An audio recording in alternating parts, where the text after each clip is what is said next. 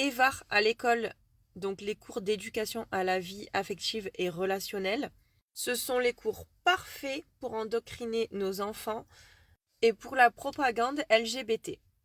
Dans une classe de CM1 dans une école de Normandie, les enfants ont régulièrement ce cours-là et des parents ont alerté et ont partagé sur les réseaux sociaux ce qui est dit et les exercices qui sont donnés aux enfants par rapport à tout ça.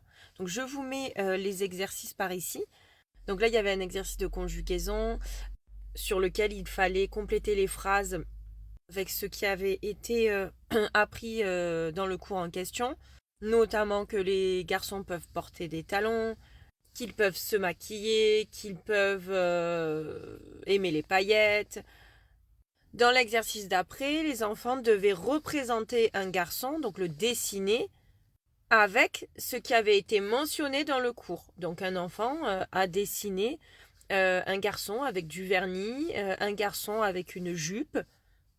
L'enfant de CM1 a simplement suivi les directives qu'on lui a données, la consigne qui était donnée en fait plus haut.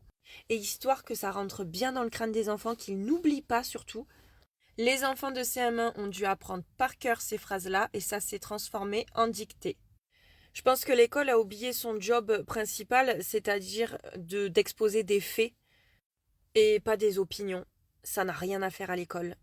Encore une fois, je n'ai rien contre des garçons qui mettent du vernis, qui portent des jupes.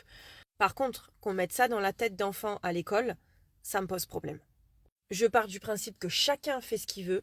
Maintenant qu'on profite de la vulnérabilité d'un enfant pour lui mettre des idées en tête, c'est autre chose. L'idéologie n'a absolument pas sa place à l'école.